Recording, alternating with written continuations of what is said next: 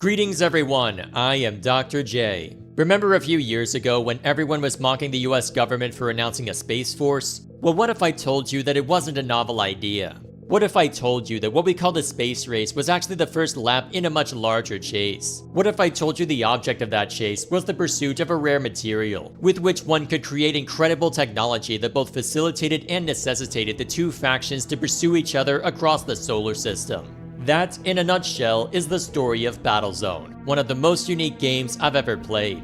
And in case the story being quite the novelty wasn't good enough, the gameplay is also one of a kind. A real-time strategy game where you play as one of the units in first-person hover tank combat. It's a rare find when both the gameplay and the story end up being so different from the norm, and today I look forward to sharing what made it so special. What might be surprising looking back on it is, despite how silly the premise might sound, the story is played entirely straight, and surprisingly well in that regard. There are two campaigns in the base game, with the first one offering a solid central narrative from the American side of the conflict. The second one is more of a supplemental campaign, showing how the Soviet side was able to set up some of the events we see play out. And since the American campaign is the easier one and the one with a complete tale, that's typically where you start, which means the first line of dialogue you hear is in the past tense, of a lone soldier recounting the journey undertaken, the sacrifices made, and attempting to gain some form of closure for those that were lost. It's not without reason that they took this route, as the stellar voice acting for that lone soldier ended up being the perfect tone setter for the kind of story they wished to tell. The campaign begins with the US being caught completely off guard by the Soviets, to where you're forced to defend a crucial base with a key unit originally intended for training exercises. Even after you've gained a decent foothold on Mars, the mission can end up being more important than the men assigned to carry it out, with your initial orders to assist a squad in danger instead pivoting to safeguarding an important discovery.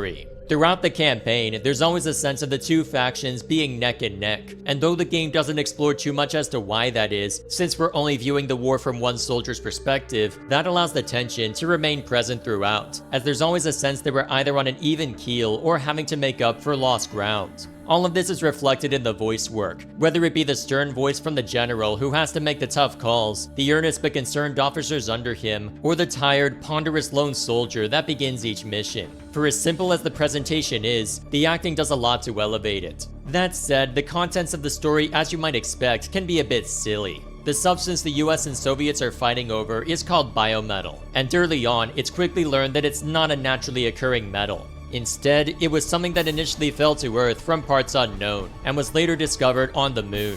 From there, further deposits were found across the solar system, alongside an ancient civilization called the Chthonians that appeared to have built it, but for whom only scattered ruins remain.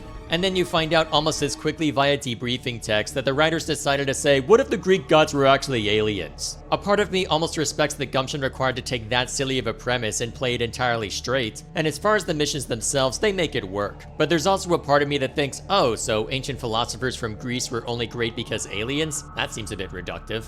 Then again, we joke about the pyramids being built by aliens, so I suppose it's neither the first nor the craziest alien fiction being used to explain how ancient peoples figured stuff out. As for the Soviet campaign, this is the weaker one due to it being interwoven with the American campaign, and relying on it for context. There's also no soldier journal between the missions, so more of the story's substance ends up told through briefing and debriefing text rather than moment-to-moment interactions. Still, by then the main reason to check out the Soviet campaign would be for the more challenging gameplay, so in that regard, it's not a major detriment. To help buoy this up, the presentation also holds up decently well. This game was one of the first games my family owned that included hardware acceleration as an option. And to explain what that means, back in the day, graphics cards were still a novelty that a lot of PCs didn't have. Instead of graphics options, some games simply specified whether to use software or hardware acceleration, the former relying entirely on the CPU, and the latter allowing you to leverage your graphics card. Despite how old the game is though, the fact that you're focused on alien landscapes and novel vehicles means there's much less of a chance of finding the basic 3D graphics off-putting, even once it wasn't the bleeding edge. Nowadays it's helped along by a remaster that released in 2016, building off the work of fan-made patches that have existed for much longer than that. And with the main focus of the graphical updates being on units and structures, it's a really nice facelift that still shows its age in the terrain, but is otherwise good enough for what the game needs to function. The music also does a nice job of setting the tone, with it being primarily subdued foreboding ambience. There is some explicit tension here and there from when the tempo or strings pick up, but for the most part, it's there to create a slight bit of unease from being far away from home, and with danger lurking around every corner. With all of that in good shape, all that's needed is for the gameplay to make all of this worth checking out. And in that regard, it strikes a nice balance between the real-time strategy element and the first-person shooter element. The controls are fairly simple, with WASD for movement, the E button for helping you climb steeper terrain, the number keys to command your forces, and a few extra buttons for special actions like deploying a turret or swapping your current weapon. What ensures that both elements remain front and center is that you, as an individual, can affect quite a lot in combat, with your player movement being slightly faster than the AI, and with you being able to dodge enemy attacks more effectively. Or at all, depending on the circumstances. However, due to having limited ammo, you can only fight for so long before you have to rearm. And even if you were skilled or lucky enough to take on 3 enemies at once, eventually you'll still have to restock or get another vehicle, ensuring that you can't neglect the RTS aspect. They also rely on the unit variety in order to shake up both the RTS and FPS components, as each unit is somewhat different in how it controls and fights. At the heart of your army is the Recycler, the most important unit for its ability to construct the scavengers you use to retrieve resources. The Recycler can also build mobile turrets that must be deployed in order to function, and which have a very slow turn speed, making them effective if you can bottleneck an enemy force with the terrain, but with them eventually being outmatched by later units. It can also create a basic scout unit, which is the fastest moving unit in the game, though it's only armed with twin machine guns. The real fun comes from the other construction units the Recycler can build. The factory is the main unit supplier, and where you can determine the kind of offensive force you wish to create. The armory can allow you to customize your unit's loadout, such as taking your standard tank's AT stabber, which does fine enough, and giving it an SP stabber, which is more expensive but stronger. And finally, the constructor allows you to build static buildings, such as gun towers to hold important positions more easily, supply and hangar bays to rearm and repair without needing to constantly spend scrap in the armory or Recycler, and a resource silo if you find a pile of scrap and want to reduce the travel time for scavengers. All of this is introduced really well as you're playing the American campaign, and allows for plenty of units and mission variety. The situation where you're using a training Recycler near the start allows them an in-story reason to limit your unit deployment to turrets and scavengers, to ensure you're not overwhelmed by all the possibilities right from the start. After this, they can slowly add more options to the factory, opening up the units you have available for use. It also allows them to give you a mission where you don't even have a Recycler, instead having to rely on your pre-existing scavengers and a resource silo, with your factory and constructor being relied upon for unit creation. And just within the selection of units you get from the factory, there's plenty of curious options that are all reasonably priced. Need a way to quickly shred buildings and other static targets? Bombers have a very slow turn speed, and are armed with a weapon that is easy to dodge but hurts like hell if it finds its mark. Need to break a stalemate? Compel your opponent to face you on your terms by making a howitzer bombard them from outside their range. Want to engage in the slow march to your enemy's destruction? Take the quote mobile gun towers the game calls walkers and watch the fireworks. There are some options that you'll use a lot less than others, if at all, as mine layers, rocket tanks, and APCs are much more situational. But for whatever situation you find yourself in, there's a way to counter it. To help further distinguish units, the US and Soviets can diverge pretty significantly in some cases. The basics remain the same, with the tank and scout being functionally identical, but the light tank can be much different. The American light tank is just a tank with less armor, slightly faster, and without a secondary cannon slot that can either be augmented to include another AT stabber for the AI, or for you to double up with any cannon on your own tank. However, the Soviet light tank has a fairly novel weapon, a simple tracking dart that, when it hits something other than terrain, fires off a volley of homing rockets. The Soviet Walker also gets a pair of blast cannons, the best weapon in the game, which are instant hits that do a lot of damage to their targets, making the only viable way to kill them being to overwhelm them or find a way to hit them without them hitting you. The American version, however, only puts a pair of AT stabbers on their walkers, instead opting to put the blast cannon on their gun towers as opposed to the much more easily dodgeable chain guns on the Soviet gun towers. There aren't many differences between playing the two factions, but there's enough to where it's a worthwhile distinction beyond just the visuals. Underlying all of this are limits when it comes to how much you can spam units and how much you, as an individual, can accomplish. Not only do you have to worry about scrap costs, you may also have to worry about the number of pilots at your disposal, which may mean you need to rely more on your constructor or your own guile. For the former, the constructor can create a barracks to house more troops, but since said barracks is the same price as a tank, and you need a flat surface for basically every building, you may not always have the time, space, or resources to make it work. As for your influence, even if a unit is destroyed, you don't necessarily lose the pilot, as each unit is designed to have any pilot within it eject. This not only gives the game a way to delay how quickly you can redeploy units, and a way to harm your enemy's ability to do the same, it also gives you as the player a chance to reverse fortunes. Your pilot's gun isn't that impressive outside of fighting other pilots, which makes it a risky proposition considering dying outside of your tank is an instant game over. But the real fun part is the sniper rifle, because if you can hit the red dot on an enemy unit, the pilot is taken out, and you can then steal the craft. Naturally, this doesn't work on walkers or deployed units like the turret and howitzer, as that would be a little too easy to render into uselessness, but it allows you a chance to recover if you lose your tank mid-skirmish, and allows for greater mission variety by compelling or encouraging you to use that feature. As for how challenging all of this can be, the mission design prevents there from being any major difficulty spikes, at least in the base game, though with the mission variety present, it can lead to the curve feeling a little offbeat.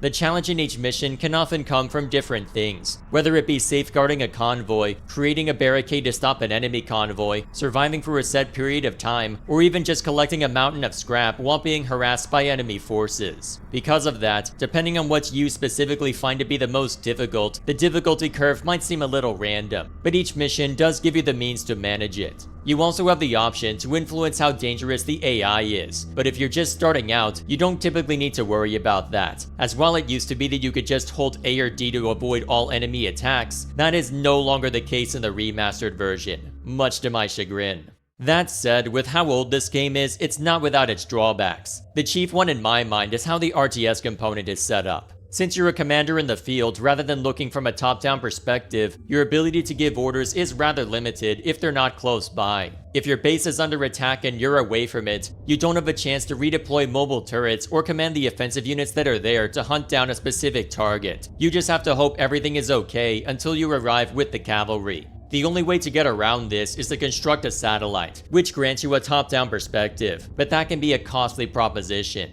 The reason for this is because the gun tower and satellite need to be near some sort of power station, with that power station differing depending on the world you're deployed on. Some planets will use wind, others solar, and some planets are just so hostile to biological life that it'll basically act like a glorified lightning rod. Depending on the type, the scrap cost for the power station will be different, and the reliance that gun towers have on them offers a way to neutralize them if the enemy hasn't left their power stations well guarded. So already you're having to take up space around a power station just to place it, but when the satellite costs as much as a standard tank, just to let you hit a button and view the game like an old-fashioned RTS, it's not something you need to do all that often, if at all. And then there's the elephant in the room, the Red Odyssey. In short, sometime after the game released, development of an expansion was handed to a different studio, and as a result, basically everything was different in said expansion. Some of this ended up being a positive. For instance, on the final Soviet mission in the base game, I reached a point after dealing with the initial wave of enemies that I could just build a couple of howitzers, sit back in my chair, and win.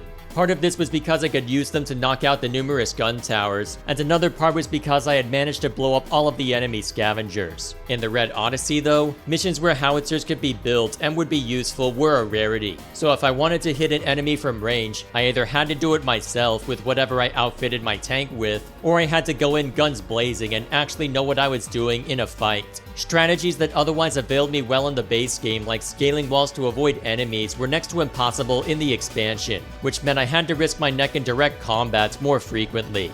They also seemingly gave your enemy infinite scrap and pilots, so there's never a point where you don't have to worry about being attacked. You also had some neat ideas thrown in. with the Chinese government wanting a piece of the action, developing cloaking technology that allows them to sneak up on you, but which has to be disabled before they can start shooting. On the other hand, as the Steam reviews will aptly tell you, this game is not messing around, and I don't just mean from taking away some of your cheese tactics. There can be so many units thrown at you so quickly that sometimes the only way to win a particular battle is through either clairvoyance or having a guide at the ready so that you know when you're about to be swarmed and from what direction, which can lead the game to be more challenging for the wrong reason.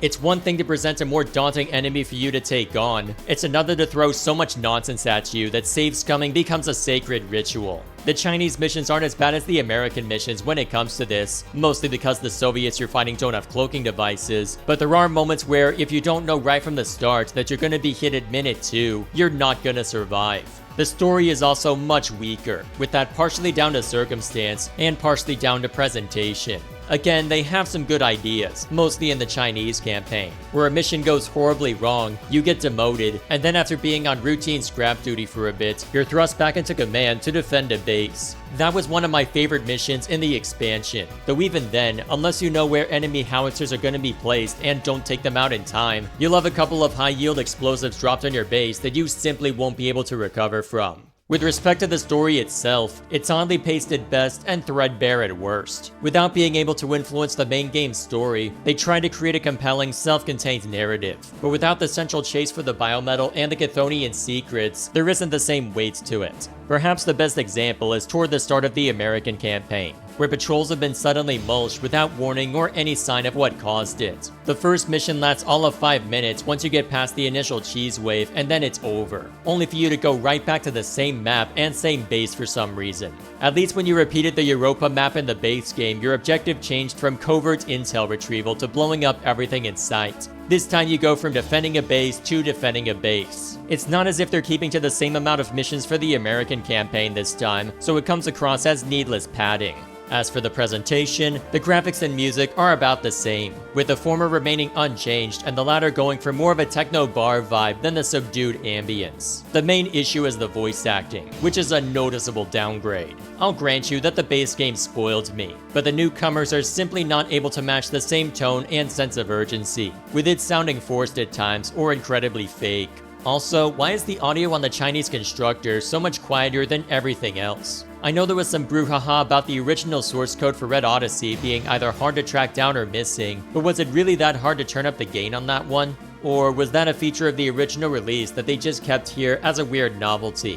Whatever the case may be, if you're super invested in the base game, then there's a certain novelty to playing the Red Odyssey, if only to see how tough as nails the game can get. But given that some of the challenge comes from not just preventing cheap tactics, but from compelling save scumming, which you'd expect a little bit of from any 90s PC game to be fair, that's all I would give it. Otherwise, you're better off just ignoring it. Still, even if the expansion may be better off ignored for most, the base game is still well worth exploring. The sheer novelty alone should prompt curious attention, but the fact that this unusual game is well paced, well told, and well designed speaks to how much work was put in to make this unique blend mesh. Chasing communists across the stars in search of alien technology might not be the first thing you think of in terms of good video games, but with as unique a core gameplay loop as this one, it's hard to say no once it's been presented. With that said, that's all I have for this video. Thank you all for watching. Please like and share this if you find it deserving, and subscribe to this channel for more reviews and retrospectives, as well as other content posted on a semi-regular basis. It's been a while since I looked at a real-time strategy game, and even longer since I looked at a game this unique, but this made for a fun little diversion. I'm not sure as of yet what the next video will be, though with how many older games I've got in my backlog, I'm sure I'll have something interesting to show off within the next month or two. Perhaps it would be worth looking at the sequel to this game, given how much it ended up diverging, though I have another RTS sequel I also need to attend to at some point for the same reason. Until then, thank you all once again for watching, let me know what you think in the comments below, and I'll see you all later.